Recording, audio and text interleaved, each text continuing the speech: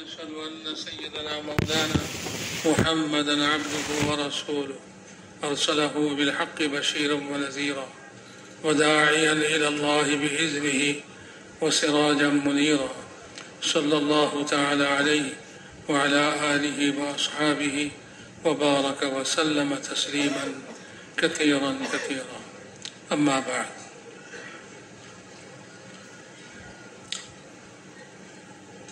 قابل احترام دوستوں، بزرگوں، بھائیوں، اللہ جل شانہ نے بڑا کرم فرمایا، بڑا احسان فرمایا کہ ہمیں ایک عالی شان محنت میں لگا دیا اور دوسروں سے پہلے لگایا. یہ اللہ پاک کا احسان ہے. یہ ایک محنت ہے،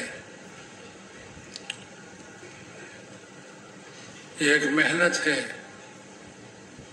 جس کے نتیجے میں دین زندگیوں میں آتا ہے. اس محنت کے نتیجے میں دین زندگیوں میں آتا ہے، اور دین یہ دنیا اور آخرت میں کامیابی کے لیے یہ دین ہے.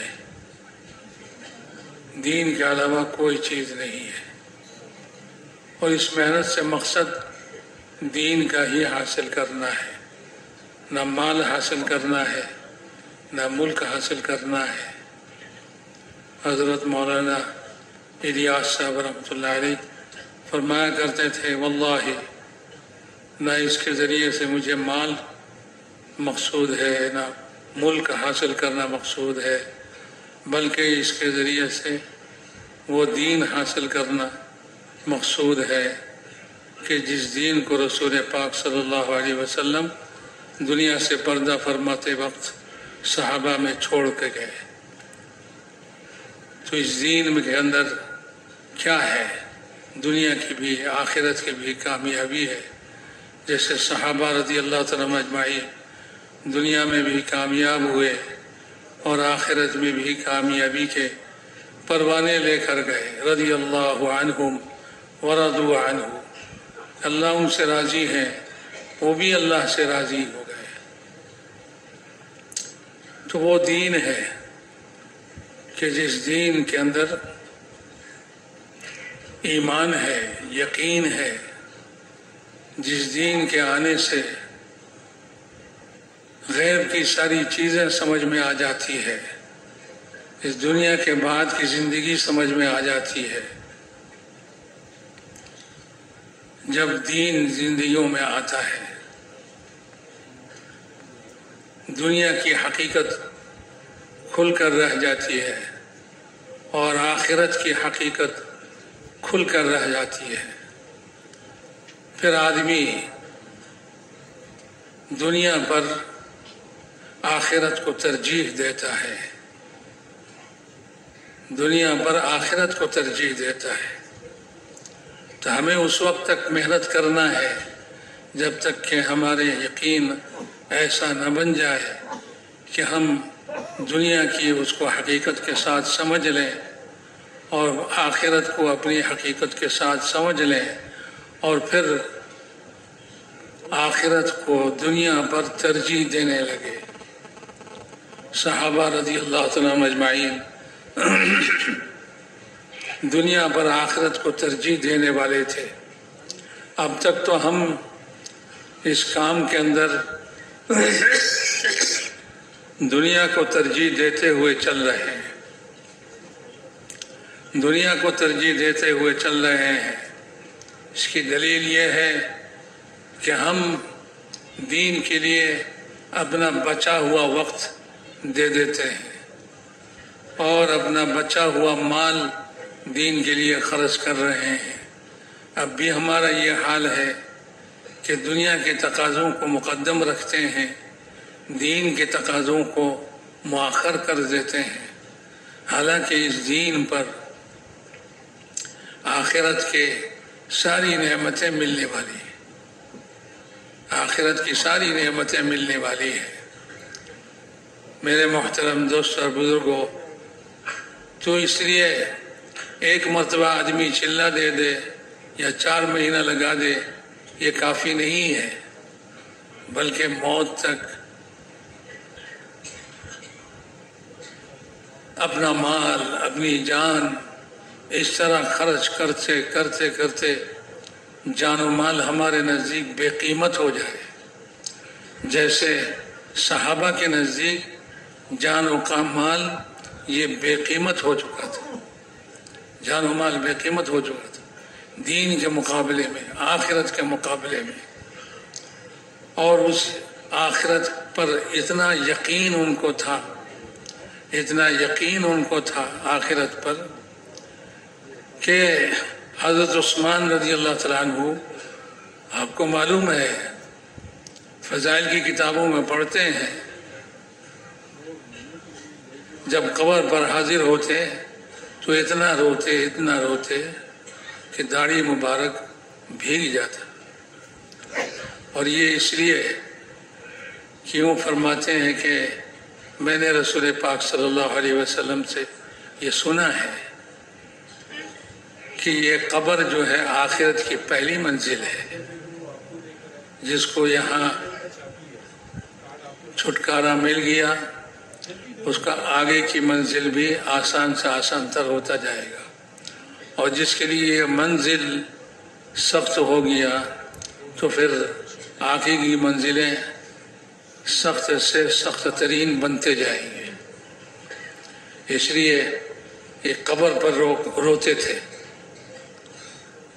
قبر کے احوال سے واقف تھے، ہم بھی واقف ہیں لیکن ہم قبر کو یاد نہیں کرتے، حالانکہ قبر بہت ہی قریب ہے، آنکھوں کے بجھتے ہی، جان کے نکلتے ہی لوگ ہمیں جلدی جلدی قبر میں داخل کر دیں گے، دیر نہیں لگائیں گے، جلدی کریں گے۔ میرے محترم دوست اور بزرگوں، وہ آخرت کی یقین دلوں کے اندر اس طرح بیٹھ جائے کہ آدمی دنیا کو قربان کرے اپنی آخرت کے لیے، دنیا پر اپنی آخرت کو ترجیح دے، جیسے صحابہ رضی اللہ تعالیٰ مجمعین، ان کا یقین آخرت پر ایسا بن گیا تھا کہ وہ عورت انصاری جو رسول پاک صلی اللہ علیہ وسلم کی خدمت میں حاضر ہوئی اور حاضر ہو کر عرض کیا کہ یا رسول اللہ میرے لیے دعا کیجیے جیسے آپ نے انصار کے لیے دعا کی ہے، میرے لیے بھی دعا کیجیے، آپ نے انصار کے لیے بھی دعا کی ہے، میں بھی انصاری ہوں، میرے لیے بھی دعا کیجیے۔ انصاروں کے لیے کیا دعا کی؟ انصار سارے جمع ہوئے اور وہ آپس میں انہوں نے یہ طے کیا ہے کہ بھئی آج چلو ہم رسول پاک صلی اللہ علیہ وسلم کے پاس جاتے ہیں اور ان سے یہ عرض کرتے ہیں کہ ہمارے اس مدینے میں پانی کی بڑی تنگی ہے، چند کنویں ہیں، اس سے پانی نکال کر ہم اپنی کھیتوں کو بھی سینچتے ہیں اور اپنی ضروریات کو بھی پوری کرتے ہیں، پانی کی بڑی تنگی ہے ہماری، چلو آج ہم رسول پاک صلی اللہ علیہ وسلم کی خدمت میں حاضر ہو کر عرض کریں کہ یا رسول اللہ، اللہ سے دعا کر دیجئے، اللہ سے دعا کر دیجئے کہ مدینے میں ایک نہر چلا دے تاکہ ہمارے پانی کی تنگی دور ہو جائے، مدینے میں ایک نہر چلا دے جس سے ہم اپنے باغوں کو سینچیں گے، اپنے کھیتوں کو سینچیں گے اور پھر اپنی ضروریات بھی پوری کریں گے اور پانی کی تنگی ہماری ختم ہو جائے گی۔ تو یہ طے کر کے سب چلے رسول پاک صلی اللہ علیہ وسلم کی خدمت میں۔ ادھر اللہ تعالیٰ کو سب کچھ معلوم ہے، اللہ تعالیٰ نے اپنے رسول کو وحی کے ذریعے سے بتا دی کہ آپ کے انصار آپ کے پاس آ رہے ہیں، وہ کچھ مانگنے کے لیے آ رہے ہیں، آپ ان کے آتے ہی آپ ان سے کہہ دیجئے کہ آج تم جو مانگو گے وہ اللہ تعالیٰ تمہیں عطا فرمائیں گے، جو مانگو گے اللہ وہ تمہیں عطا فرمائیں گے۔ ان کے آتے ہی آپ یہ فرما دیں۔ انصار آئے، انصار کو دیکھ کر حضور نے فرمایا مرحبا بالانصار، میرے انصار کو مرحبا مرحبا، اور یہ بتایا کہ اللہ تعالیٰ نے میرے پاس وحی بھیجی کہ آج تم جو کچھ مانگو گے اللہ تمہیں عطا فرمائیں گے۔ اتنی بڑی بات کہ اللہ تعالیٰ خود فرما دیا، اللہ تعالیٰ نے خود فرما دیا کہ آج جو مانگو گے وہ عطا کریں گے۔ پھر وہ سوچ میں پڑ گئے، سوچ میں پڑ گئے، بھائی کیا مانگو گے؟ کیا نہر مانگو گے؟ پانی مانگو گے؟ یہ نہر تو دنیا میں رہ جائے گی اور پانی بھی دنیا میں رہ جائے گا، ہم قبر میں چلے جائیں گے،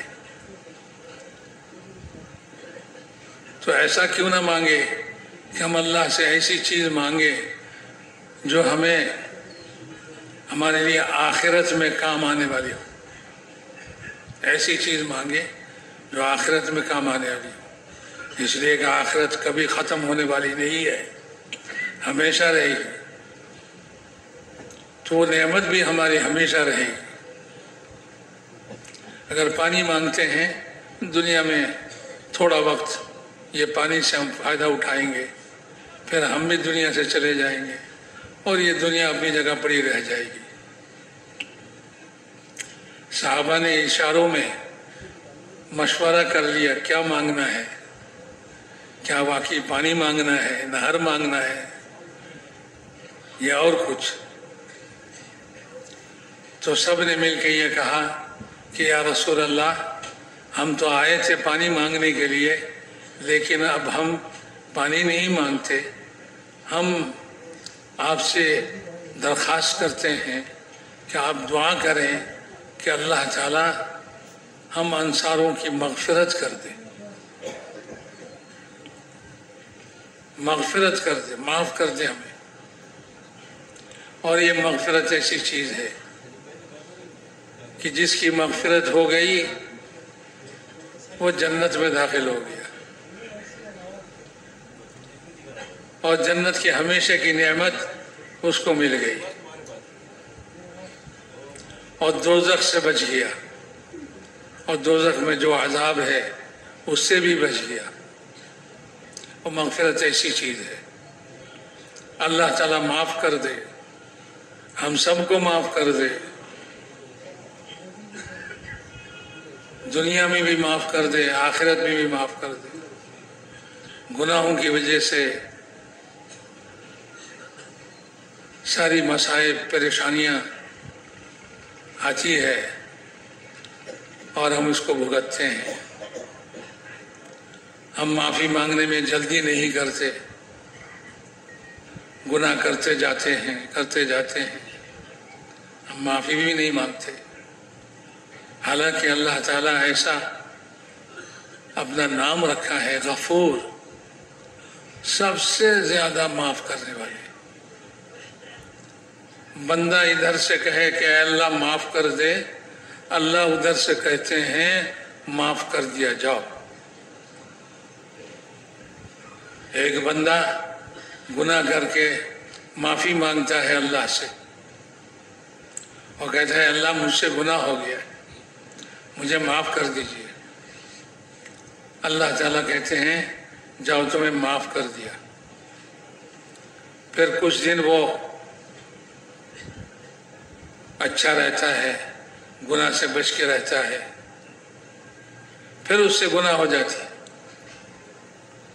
پھر وہ کہتا ہے اے اللہ مجھ سے پھر گناہ ہو گیا، مجھے معاف کر دیجیے۔ اللہ تعالیٰ فرماتے ہیں جاؤ تمہیں معاف کر دیا. یہ 2 مرتبہ ہو گیا. اب تیسری مرتبہ کچھ دن اچھا رہتا ہے وہ، پھر وہ تیسری مرتبہ بھی اس سے گناہ سرزد ہو جاتا ہے، گناہ ہو جاتا ہے. پھر وہ کہتا ہے اے اللہ مجھ سے پھر گناہ ہو گیا، مجھے معاف کر دیجیے. اللہ تعالیٰ فرماتے ہیں جاؤ تمہیں معاف کر دیا، اور میری عزت کی قسم جب تک تم ہم سے معافی مانگتے رہو گے ہم تمہیں معاف کرتے رہیں گے.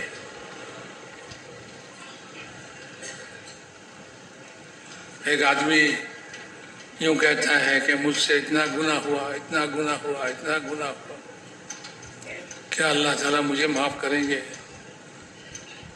مایوس ہو جاتا ہے. یہ شیطان اس کو کہتا ہے کہ تیرا اتنا گناہ ہے، تیری معافی نہیں. حالانکہ اللہ تعالیٰ فرماتے ہیں کہ اگر تمہارے گناہ آسمان تک پہنچ جائے، سمندر کے جھاگوں کی طرح ہو جائے، اتنا زیادہ ہو جائے، پھر بھی اگر تم مجھ سے معافی مانگو گے میں فوراً معاف کر دوں گا. لوگ تو معاف کرنے میں ٹال مٹول کرتے ہیں، زیادہ غصہ ہے، معافی مانگیا کہ نہیں ابھی نہیں، اتنا سستا نہیں معافی. دھیرے دھیرے اس کو ٹالتا رہتا ہے. اللہ تعالیٰ ایسا نہیں کرتے. اللہ تعالیٰ ہر وقت، ہر آن، ہر گھڑی بندے کی طرف متوجہ ہے. بندہ کس وقت معافی مانگے. رات کے گناہ کرنے والے صبح کو وہ معافی مانگ لیا، دن کو گناہ کرنے والے رات ہونے سے پہلے پہلے معافی مانگ لی، اللہ تعالیٰ اسے معاف کر دیتے. تو اللہ تعالیٰ نے اپنا نام غفور رکھا ہے، اللہ تعالیٰ نے اپنا نام غفار رکھا ہے، بہت زیادہ معاف کرنے والے. تو انصار جو ہے انہوں نے یہ درخواست کی کہ یا رسول اللہ ہمارے لیے دعا کیجیے کہ اللہ تعالیٰ ہماری مغفرت فرما دے. رسول پاک صلی اللہ علیہ وسلم نے فوراً دعا مانگی، اے اللہ انصار کو معاف کر دیجیے، انصار کے بیٹوں کو معاف کر دیا، اولاد کو معاف کر دیجیے، ان کی بیویوں کو معاف کر دیجیے، ان کے غلاموں کو معاف کر دیجیے. لمبا چوڑا دعا معافی کی. انصار اور انصار کے سارے متعلقین سب کے لیے دعا کر دی کہ میں سب کو اللہ معاف کر دے. اللہ تعالیٰ نے ان کی معاف کر دی. تو یہ ہے کہ انصار پانی کے لیے آئے تھے. یہ ایک دنیا کی چیز ہے، دنیا کی ضرورت ہے، لیکن انہوں نے اس ضرورت پر اپنی آخرت کو ترجیح دی. حضور اکرم صلی اللہ علیہ وسلم سے درخواست کی کہ ہمارے لیے مغفرت کی دعا کر دیجیے. آپ نے مغفرت کی دعا کر دی. وہ انصاری عورت وہ بھی حاضر ہوئی اور فرمایا اور کہا کہ یا رسول اللہ آپ نے انصار کے لیے دعا کر دی ہے، میں بھی انصاری ہوں، میرے لیے بھی دعا کیجیے. حضور نے پوچھا کیا دعا کروں تمہارے لیے؟ اس نے کہا کہ میں بیمار ہوں، چلتے چلتے کسی بھی وقت بے ہوش ہو کے گر جاتا ہوں اور میرا کپڑا سطر کھل جاتا ہے، تو میرے لیے دعا کیجیے کہ مجھے اللہ تعالیٰ صحت دے دے، شفا دے دے. ہم بھی تو کہتے ہیں نا کہ اللہ تعالیٰ ہمیں بیماری سے شفا دے دے، اور جس کو جو بیماری ہے وہ سمجھتا ہے کہ یہ بیماری ختم ہو جائے تو اور کچھ نہیں چاہیے، بیماری سب سے مصیبت ہے، سب سے زیادہ ہے. بیمار کے لیے دعا مانگتے ہیں، دعا چاہتے ہیں، خود بھی چاہتے ہیں اگر اس سے کہا جائے کہ بھائی اللہ تعالیٰ آپ کو اس بیماری کے ساتھ دنیا میں رکھے اور اسی بیماری پر آپ کو موت دے دے اور جنت دے دے تو ہم راضی نہیں ہوتے. ہم کہتے ہیں بھائی یہ بیماری تو بہت مصیبت ہے، یہ دور ہو جائے، دعا کر دیجئے اور جنت بھی مل جائے، جنت بھی مل جائے. زیادہ سے زیادہ ایسا کہیں گے یا یوں کہیں گے کہ بھائی بیماری دور ہو جائے، اچھا جنت کے بعد میں سوچیں گے، آخرت کے بعد میں سوچیں گے، ایسا کہہ دیتے ہیں. تو وہ انصاری عورت حضور کے پاس یہ کہہ رہی ہے کہ میں بیمار ہوں، بے ہوش ہو جاتا ہوں اور میرا سطر کھل جاتا ہے کہ راستہ چلتے چلتے بے ہوش ہو جاتا ہوں، سطر کھل جاتا ہے، یہ بڑی بیماری ہے. تو آپ نے انصار کے لیے دعا فرمائی ہے، میرے لیے بھی دعا کر دیجئے کہ اللہ تعالیٰ مجھے اس بیماری سے شفا عطا فرمائے. حضور نے فرمایا دو باتوں میں سے ایک کو اختیار کر لو، دو باتوں میں سے ایک کو اختیار کر لو، یا تمہیں شفا مل جائے یا جنت مل جائے. بیماری اس کی شفا نہ ہو، بیمار رہو تم لیکن تمہیں جنت مل جائے، یا یہ کہ تمہیں شفا مل جائے. جنت کی کوئی گارنٹی نہیں. تو وہ عورت کیا کہنے لگی، یا رسول اللہ، یا رسول اللہ، میں جنت کے بدلے میں دنیا میں کچھ لینا نہیں چاہتی، جنت کے بدلے میں کچھ لینا نہیں چاہتی، جنت کے بدلے کچھ لینا نہیں چاہتی، مجھے تو جنت ہی چاہیے. پھر آپ نے فرمایا ٹھیک ہے تمہیں جنت ملے گی. جنت کی بشارت دنیا میں مل گئی اور مرتے ہی جنت میں داخل ہو جائے گی. پھر فرمایا کہ یا رسول اللہ، میں بیماری کے لیے، اپنی بیماری کے لیے شفا نہیں چاہتی، آپ صرف اتنا دعا کر دیجئے کہ میں جب بے ہوش ہو جاتا ہوں میرا سطر کھل جاتا ہے، یہ سطر نہ کھلے. حضور نے دعا فرما دی ٹھیک ہے. تو دیکھ لیجئے ایک عورت ہے، بیمار ہے، اور عورت کے لیے اس سے سخت بیماریاں اور کیا ہو سکتی ہے کہ وہ راستے میں بے ہوش ہو کر گر پڑے، مردوں کے بیچ میں بے ہوش ہو کر گر پڑے، جہاں کہیں بھی بے ہوش ہو کر گر پڑے. یہ ایک بیماری ہے، مرگی کہتے ہیں. ایسے آدمی پانی کے قریب نہیں جاتے، وہاں اگر بے ہوش ہو گیا پانی میں گر جائیں گے. آگ کے پاس نہیں جاتے کہ آگ کے پاس اگر بے ہوش ہو گیا تو پھر آگ میں گر جائیں گے، جل کر ختم ہو جائیں گے. یہ سخت بیماری ہے، لیکن انہوں نے اس بیماری پر جنت کو ترجیح دے دی. جنت ان کو سمجھ میں آ گئی کہ جنت کیا ہے. آج کل تو ہم جنت کو سنتے ہیں، جنت کی نعمتوں کو سنتے ہیں اور جنت کی ہمیشہ کی زندگی کو بھی سوچتے ہیں، سنتے بھی ہیں، سناتے بھی ہیں، لیکن واقعی ہم دنیا کی چیزوں پر جنت کو ترجیح دینے والے ہمارے دل کے اندر ایسا یقین پیدا نہیں ہوا کہ ہم دنیا کی ضرورتوں کو پیچھے رکھیں اور جنت لے لیں، اور ایسی بیماری کو اس پر صبر کر لیں اور جنت لے لیں.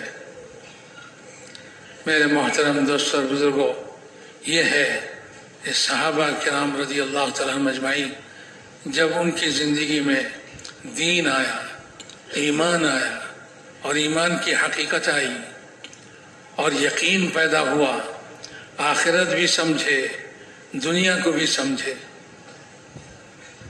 دنیا کو بھی سمجھے. آج کل تو ہم ابھی تک دنیا کو نہیں سمجھے، دنیا کی حقیقت ہی نہیں سمجھے۔ دنیا کی حقیقت کیا ہے؟ حضرت مولانا یوسف صاحب رحمۃ اللہ علیہ فرمایا کرتے تھے دنیا کی حقیقت مٹی ہے، مٹی ہے۔ جتنی چیزیں اب جس کی خواہش کی جا رہی ہے، کوئی کھانے کی چیز ہو، کوئی کپڑے ہو، کوئی بھی چیز ہو جس کی خواہش کی جاتی ہے، ان ساری چیزوں کی شروع میں کیا تھے؟ یہ سب مٹی تھی، یہ ساری چیزیں مٹی تھی، مٹی سے پیدا ہوئی۔ یہ انگور ہے، سیب ہے، انار ہے، یہ مزے مزے کے کھانے پینے کی چیزیں ہیں، اور جتنی بھی دنیا کی چیزیں ہیں یہ سب مٹی سے بنی ہے، پہلے مٹی تھی۔ اور آخر اس کا کیا ہے؟ آخر بھی اس کا انجام بھی اس کا مٹی بننا ہے۔ کھانے کے بعد کیا ہوگا؟ سونا بن کے نکلے گا یا چاندی بن کے نکلے گا؟ وہ تو مٹی بن کے نکلے گا، اور پہلے سے کہیں خراب مٹی بن کے نکلے گا، پہلے سے بھی کہیں۔ پہلے جو مٹی تھی اس پر تو ہم جوتے پہن کے خالی پیر بغیر جوتے کے چلنا پسند کرتے تھے۔ آج کل لوگ، شہر کے لوگ، ان کے پاس مٹی نہیں ہے، وہ میدانوں میں جا کر پیدل چلتے ہیں، جوتے اتار کے پیدل چلتے ہیں صحت کے لیے، کہ مٹی پر چلنے سے صحت درست ہوتی ہے، صحت میں قوت پیدا ہوتی ہے، صحت کے لیے مفید ہے، تو مٹیوں پر چلتے ہیں۔ تو پہلے جو مٹی تھی یہ چیزیں، اس پر تو بغیر جوتے کے پیدل بھی چلنا آدمی کو گوارا تھا، لیکن اب جو مٹی بن کے نکلی ہے، یہ انگور، سیب، بیدانہ، انار، یہ سب چیز کھانے کے بعد جو مٹی بن کے نکلی ہے، اس مٹی پر تو جوتی پہن کے بھی چلنا گوارا نہیں ہوگا۔ چلیں گے کوئی جوتی پہن کے؟ خالی پیر نہیں، جوتی پہن کے جائیے، نہیں، پھر بھی اس پر سے چلنا گوارا نہیں، پسند نہیں۔ تو میرے محترم دوستو، یہ دنیا کی حقیقت ہے۔ بیچ میں ہمیں للچایا، ورنہ یہ شروع میں بھی مٹی تھی اور آخر میں بھی کیا ہے؟ مٹی ہی ہے۔ یہ دنیا کی حقیقت ہے، دنیا کی حقیقت ہے۔ اور یہ دنیا جتنی بھی للچائے، جتنی بھی قیمتی بنے، اس کو ہم جتنی بھی کوشش سے حاصل کریں، یہ میرے پاس رہنے کو نہیں ہے۔ یہ روپیہ ہے نا، پیسے، جس کو آدمی کتنی محنت سے کماتا ہے اور جیب میں بڑی حفاظت سے رکھتا ہے، صندوقوں میں رکھتا ہے، بینکوں میں رکھتا ہے، یہ پیسے بڑی حفاظت سے رکھتے ہیں، اس لیے کہ اس کو بڑی محنت سے کمائے۔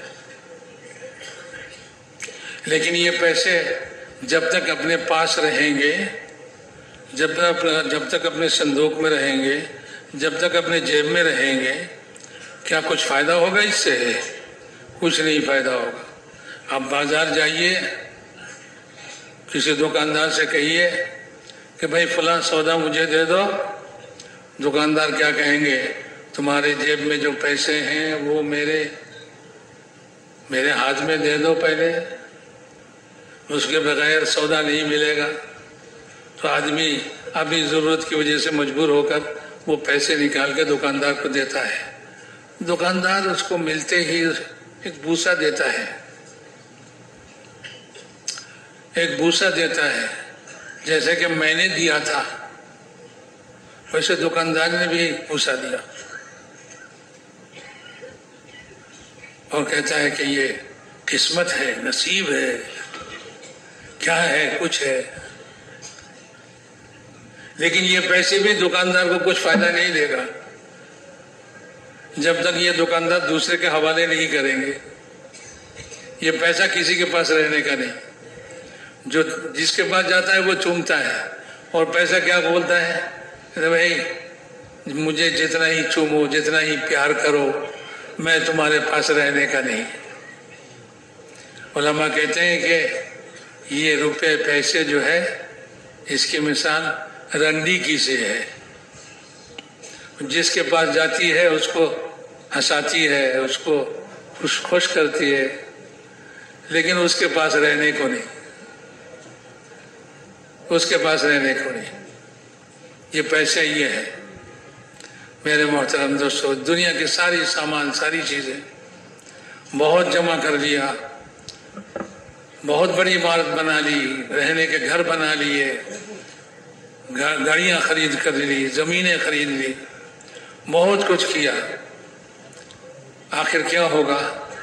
یہ زمینیں، یہ گھر، یہ ساری چیزیں یہیں پڑی رہ جائے گی اور وہ خود قبر میں چلے جائیں گے، اور قبر میں جب جائیں گے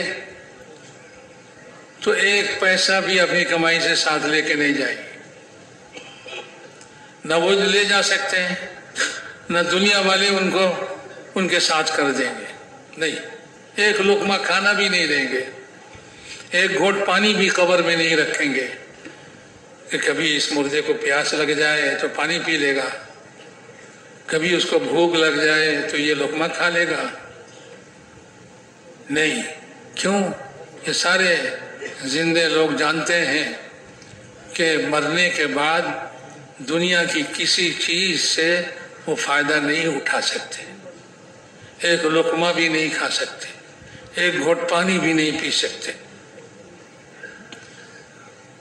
کچھ ساری دنیا کی کسی بھی چیز سے وہ فائدہ نہیں اٹھا سکتے، بلکہ دنیا والے اس مرنے والے کے ساتھ جو جتنا قریب ہوتا ہے، عزیز قریب، یہ سارے لوگ اس مردے کے ساتھ ایسا معاملہ کرتا ہے، کوئی ڈاکو بھی ایسا معاملہ نہیں کرتا کسی آدمی کے ساتھ۔ کیا اس کو پلنگ پر سے نکال کے اتار کے مٹی پر سلا دے گا؟ اب اس کو پلنگ کی ضرورت نہیں ہے، سرانے سے تکیہ ہٹا دے گا اور کپڑے جتنے تھے سارے کھول لیں گے، یہ نہیں کہ بھائی پاجامہ تو رہنے دو، نہیں، پاجامہ بھی نہیں رہنے دیں گے، بھائی کرتا بھی رہنے دو، نہیں رہنے، بھائی یہ صافہ اور ٹوپی ہے یہ تو کم از کم رہنے دو، بولے نہیں، اس کو کوئی ضرورت نہیں ہے، ساری چیزیں ان سے چھین لیں گے، اور سونے کے زیور بنائے تھے اس کو لے لیں گے، سونے کا دانت بنا ہوا تھا اس کو بھی کھول کے رکھ دیں گے، یہ سونے بڑے قیمتی ہے، ہم زندوں کے لیے بڑے کام کی چیز ہے، یہ مردہ مر گیا، یہ قبر میں جا کر سونے کے دانت سے کیا کھائیں گے؟ تو اس کے دانت بھی اتار لیں گے، سونے کے دانت بھی اتار لیں گے۔ دنیا کا کوئی ڈاکو ایسا نہیں کرے گا۔ کون اتاریں گے؟ جو سب سے زیادہ قریب ہے، بیوی ہے، بیٹی ہے، بیٹا ہے، قریب، وہ یہ لوگ آپس میں جھگڑیں گے کہ بھائی کون ان کا کیا لے گا، کون اس کی کون سی چیز لے گا۔ کوئی کہے گا کہ میں زیور لوں گا، کوئی کہے گا کہ میں دانت لوں گا، کوئی کہے گا کہ میں کنگن لوں گا، کوئی کہے گا کہ میں ان کے پاجامہ لے لوں گا، کوئی کہے گا میں ان کے کرتا لے لوں گا، کوئی کہے گا کہ نہیں میں ان کی صافہ اور ٹوپی لے لوں گا، یہ ساری چیزیں لے لیں گے، بالکل اس کو ننگا چھوڑ دیں گے۔ لیکن انسان ہے، مکرم ہے، اس لیے بازار سے بالکل سستی قیمت کے کپڑے لائیں گے، کفن پہنا دیں گے، چلو یہ کفن پہن لو۔ وہ کوئی قیمتی کپڑا نہیں ہوگا، سب سے زیادہ سستا کپڑا ہوگا، اس سے کفن پہنائیں گے، اور اس کو گھر میں نہیں رکھیں گے، گھر کے صحن میں بھی نہیں دفنائیں گے، چلو بھائی اس کو بہت دور لے جاؤ، کہیں اس کے قبر دیکھ کر ہمیں خوف نہ لگے، डर न लगे तो उसको दूर ले जाएंगे कब्रिस्तान में, वहाँ उसको दफन करेंगे। दफन करते ही जल्दी जल्दी वापस लौटेंगे, उसके कमाए हुए सारे माल आपस में बांटने के लिए, आपस में लेने के लिए, लड़ने के लिए जल्दी जल्दी वापस आ जाएंगे। 2-4 रोज रोएंगे, वो भी छोटे छोटे बच्चे रोते हैं इसलिए कि ये आदमी हमारे लिए खाना कमा के लाता था। बीवी रोएगी इसलिए कि ये आदमी मेरे लिए ज़रूरत की चीज़ें कमा के लाता था, अब कौन लाएगा, इसलिए रो रही है। और लोग समझ रहे हैं कि इस मुर्दे के लिए रो रही है, हालांकि इस मुर्दे के लिए रोने से वो भी जानती है कुछ फायदा नहीं है, रोने से ये मुर्दा थोड़ा ही जिंदा होगा, रोती इसलिए है। मेरे मोहतरम दोस्त बुजुर्ग, ये है दुनिया की जिंदगी जिसको हम तरजीह देते हैं, हम आखिरत पर तरजीह देते हैं। दीन ने हमें ये बतला दिया कि मौत के बाद एक जिंदगी है, जिस जिंदगी में कभी मौत नहीं आएगी, कभी मौत नहीं आएगी। कब्र की जिंदगी के बाद हशर की जिंदगी होगी, और हशर के बाद या जहन्नम या जन्नत, 2 ठिकानों में से एक ठिकाने होंगे। जिसने दुनिया में आखिरत को तरजीह दी है उसका ठिकाना जन्नत होगा, और जिसने दुनिया में आखिरत पर दुनिया को तरजीह दी है और दुनिया ही में मसरूफ रहे, दुनिया ही में मशगूल रहे, उसका ठिकाना जहन्नम होगा। और जो जहन्नम में जाएंगे वो जहन्नम में इतनी सख्त सजाओं के बावजूद उसको मौत नहीं आएगी, वो मौत मौत करके चीखेगा, लेकिन उसको जवाब दिया जाएगा कि मौत नहीं आने का, मौत नहीं है, बस मौत खत्म हो गई। फिर मौत को जन्नत और जहन्नम के दरमियान लाकर ज़बह कर दिया जाएगा और जहन्नमियों से कह दिया जाएगा ये मौत है जिसको ज़बह कर दिया गया, अब मौत नहीं है। जन्नतियों को कह दिया जाएगा कि तुम नेमतों में रहो, अब मौत नहीं है कि मौत आकर तुम्हें इन नेमतों से जुदा कर दे, ऐसा नहीं होगा। तो जन्नतियों की खुशी उस दिन सबसे ज्यादा होगी और जहन्नमियों का गम, परेशानी सबसे ज्यादा उस दिन होगा। तो मेरे मोहतरम दोस्त और बुजुर्गों, ये दुनिया की जिंदगी है। दीन इसलिए लाया जा, दीन के लिए मेहनत इसलिए है कि सहाबा की तरह वो दीन हमारे अंदर आ जाए, तो फिर हम भी इस दुनिया पर आखिरत को तरजीह देने लगे। आखिरत पर दुनिया पर आखिरत को तरजीह देने लगे। गनीमत के माल जमा हुए, लड़ाई के बाद गनीमत के माल जमा हुए। हुजूर अकरम सल्लल्लाहु अलैहि वसल्लम ने अंसार को बुलाया, आओ तुम अपना हिस्सा ले लो गनीमत के माल से, तुम अपना हिस्सा ले लो। अंसार आए और कहने लगे या रसूल अल्लाह, हम तो इसके लिए नहीं लड़े, इसके लिए मुसलमान नहीं हुए, हमें ये माल दौलत नहीं चाहिए, किसी और को दे दीजिए। हमें तो वो चीज चाहिए जिसका वादा आपने हमसे किया था। क्या वादा किया था? कि जन्नत का वादा किया था, हमें वो जन्नत चाहिए, ये गनीमत के माल दूसरों को दे दीजिए। मेरे मोहतरम दोस्त और बुजुर्गों, इस तरह की जिंदगी सहाबा की थी कि सहाबा रज़ी अल्लाह तआला मजमाईन दुनिया पर आखिरत को तरजीह देते थे, इसलिए कि उनके अंदर दीन मुकम्मल तौर पर आ चुका था, यकीन बन चुका था اور ایمان بن چکے تھے ان کے اندر، اور آخرت کو اور دنیا کو اپنی حقیقت کے ساتھ سمجھ چکے تھے۔ ہم تو ابھی تک نہیں سمجھے، دنیا کو بھی نہیں سمجھے اور آخرت کو بھی نہیں سمجھے۔ اس لیے میرے محترم دوستوں کہا جاتا ہے کہ بھئی ایک مرتبہ 4 ماہ لگانے سے نہیں ہوگا، زندگی بھر جان و مال کی قربانی کرتے کرتے کرتے اس کی محبت دل سے نکل جائے اور دنیا کی وقعت ہمارے دلوں سے نکل جائے اور آخرت کی وقعت اور عظمت ہمارے دلوں میں بیٹھ جائے۔ اس کے لیے تیار ہے نا بھائی؟ انشاءاللہ اللہ سب کو توفیق نصیب کرے۔ مغرب کے بعد بیان ہوگا انشاءاللہ، اس وقت تشکیل ہوگی اور اپنا اپنا نام لکھائے۔ سبحان اللہ بحمدہ۔